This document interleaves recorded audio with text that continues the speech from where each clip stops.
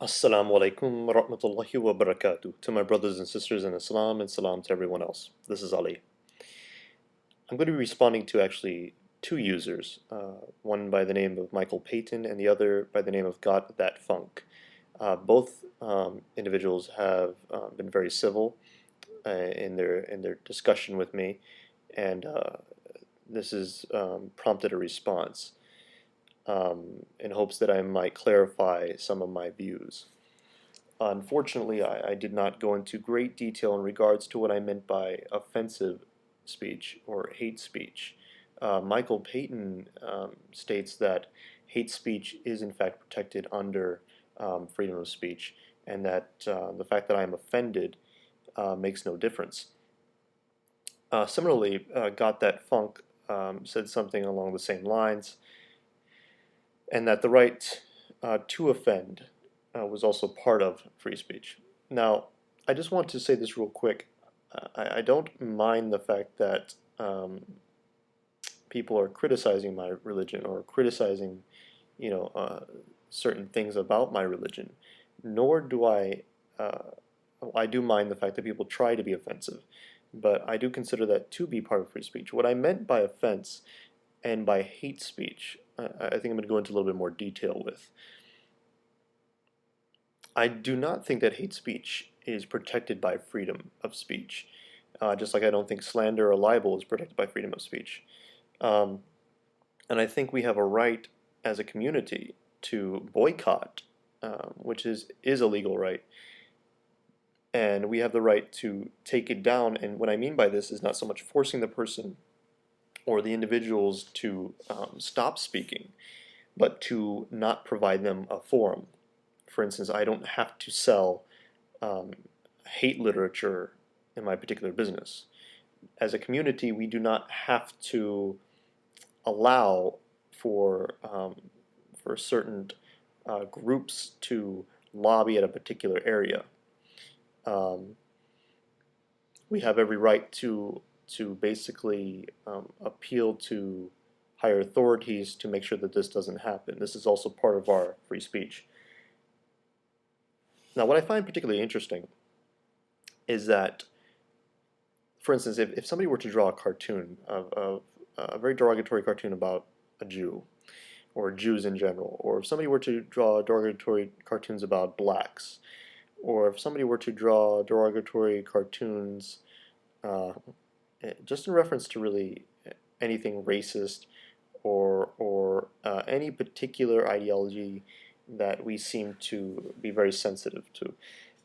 It's perfectly okay, at least in our minds, that we, if people were to lobby against it and it be taken down, it kind of skips our minds. We really don't think about it after that. It's just sort of a normal thing.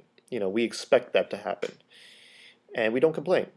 But when it comes to Islam and Muslims, it is not acceptable for the community to try to uh, protest these sort of things or to get rid of them.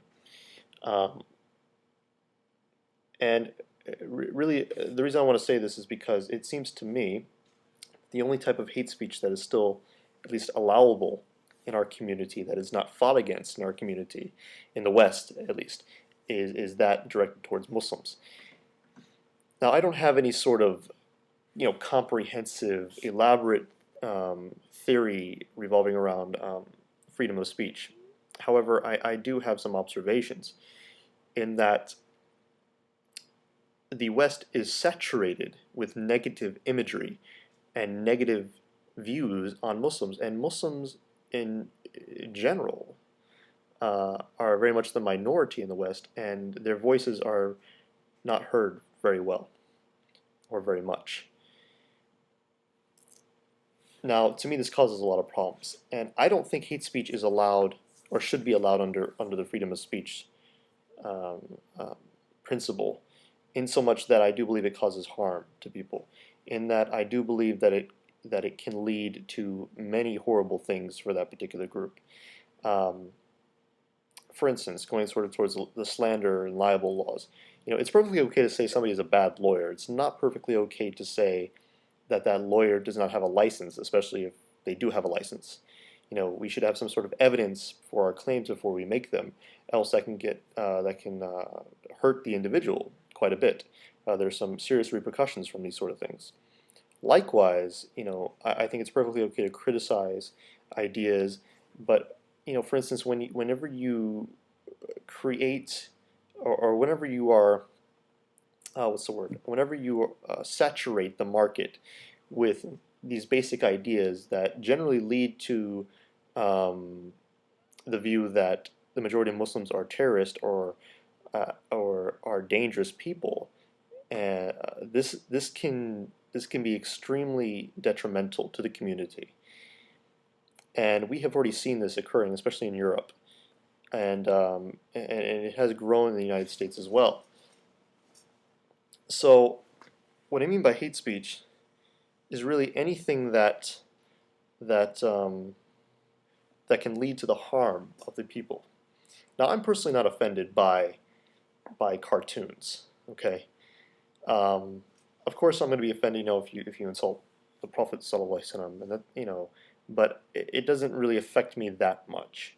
What affects me the most, I think, is sort of the cartoons like having the bomb on the Prophet Muhammad's head, um, because I think this sort of image, people tend to see it not as a criticism of the Prophet sallallahu alaihi wasallam or a criticism of the religion, but a criticism of the people that follow it. And if I were to draw a cartoon of the Prophet ﷺ, feeding poor people, or if I were to try to place my view of Islam in a newspaper, would it really be published? Would it really, be presented? I don't think so.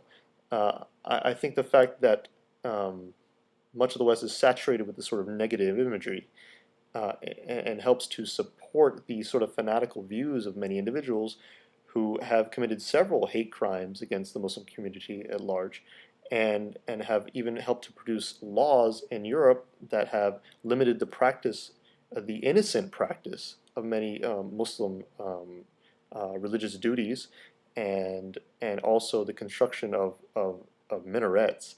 I mean, this is absurd.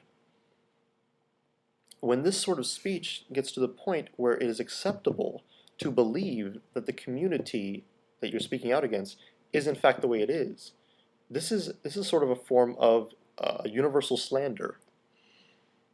Okay, this is what I'm objecting to. This is why I'm offended. I'm not offended simply because oh, you made fun of the Prophet ﷺ. No, that's not what I'm really offended about. I'll get over that. It's not a big deal.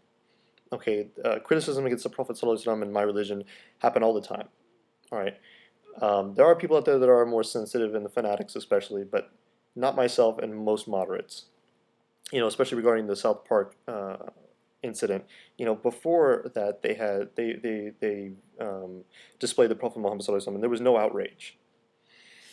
So that should tell you enough that moderates don't really, it doesn't really bother us. What I think bothers us the most is when those images are used so much that the criticism no longer goes towards the belief but towards the people. And I think if you really knew, I think if all of those people out there really knew what happens in the Muslim community, how the Muslim community is treated in general, how our rights are being taken away in certain parts of the world, and how it is clearly the media especially is clearly saturated with these negative images, and that do not allow for a balanced viewpoint, and that are not even predicated on any sort of evidence whatsoever, it is extremely detrimental. It's extremely detrimental. I do not think hate speech should be allowed. I think it's very bad for the community. I think it's especially very bad when we see the results of it, and we do nothing about it. We don't allow it for Jews. We don't allow it for blacks. We don't allow it for any other group out there, and and we have a right as a community to protest it, to boycott it, and to take it down in the sense that we do not provide for it a forum.